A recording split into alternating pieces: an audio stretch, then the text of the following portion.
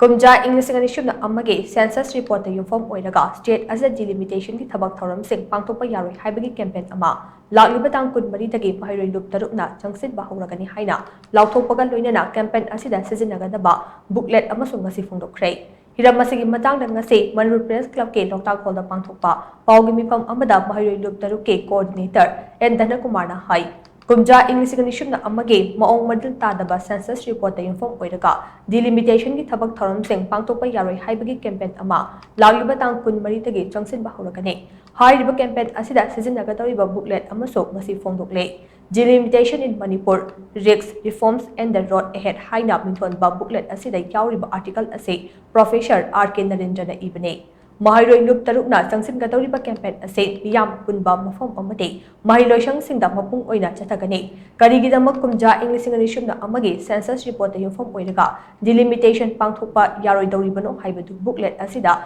data ga loinana mayek seng yaure state asida delimitation ki thabak thouram sing paikhatke hairabadi illegal immigrants sing hana khangdoklaga makhoi sing adu masagi maram namda halankiba amate electoral roll da maming yauriba mitop sing hana laothokkhre Haiba thabak sing ase pangthoklaba matungda tawrapa census aduda Yumpham Oiraga state asset delimitation ki thabak thouram sing hoba yakne karigumba kumja English and Shubna amage census report the Yumpham Oiraga delimitation ki thabak tawraklabade maduda pamdaba thodok sing thorokpa yai haina su Dana Kumarna makha tana section wa thamakle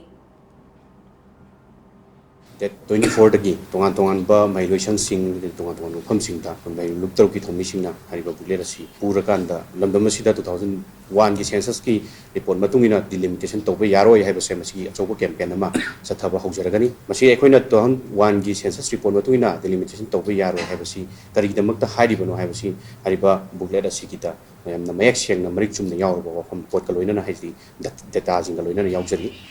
akoina maheiroi luptaruna 2001 census report matungina koi delimitation tawba yaroi haisi kaigino haiba matamda hariba census report ase yamna abnormal over census report amani haibasi mayam khangnaraba aduga kuino matam sanagi mamangdagi hariba census report asigi masigi seinaba kya la leiraba maramna koi hojik supreme court na thoki border adu madu revoke torakanda hai Manipur gi oinadi